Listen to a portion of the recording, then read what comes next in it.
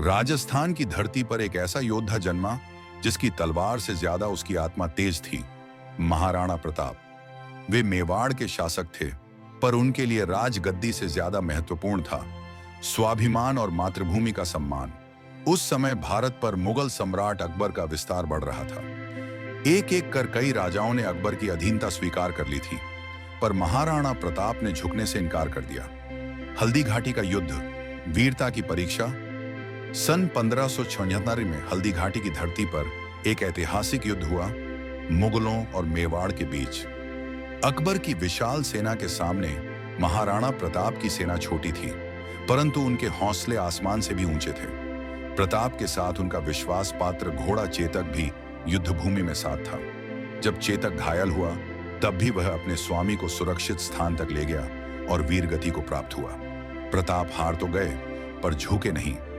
जंगलों में संघर्ष युद्ध के बाद महाराणा प्रताप ने जंगलों, पहाड़ों और गुफाओं में रहकर अपना संघर्ष जारी रखा। उनके परिवार को कई बार भूखा सोना पड़ा।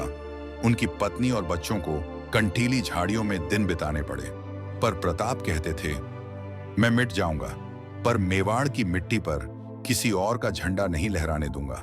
उनका संघर्ष देखकर एक बार अकबर ने भी उन्हें पत्र लिखकर समझौते का प्रस्ताव भेजा, पर उन्होंने उत्तर में लिखा, मेवाड़ की मिट्टी में मेरे स्वाभिमान की खुशबू है, मैं उसे किसी कीमत पर नहीं बेच सकता। फिर से उठना। स्वतंत्रता की लौ कई सालों के संघर्ष के बाद महाराणा प्रताप ने धीरे धीरे अपनी धरती को वापस जीतना शुरू किया। उन्होंने गोगुंदा, कुंभलगढ़, देबारी जैसे कई क्षेत्रों को मुक्त करवाया। उनकी मेहनत और निष्ठा रंग लाई। उनकी कहानी हमें सिखाती है, हार के बाद भी उम्मीद मत छोड़ो। आत्मसम्मान सबसे बड़ा धन है। देशभक्ति केवल युद्ध नहीं, बलिदान है। वीरता की विरासत। 19 जनवरी 1597 को महाराणा प्रताप ने अंतिम सांस ली, लेकिन उनके त्याग और स्वाभिमान की गाथा आज भी लोगों के दिलों में जिंदा है।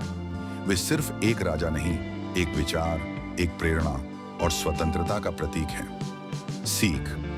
अगर कभी जिंदगी में हालात तुम्हें झुकने पर मजबूर करें, तो महाराणा प्रताप को याद करना, क्योंकि झुक जाना आसान होता है, पर डटे रहना यही असली वीरता है।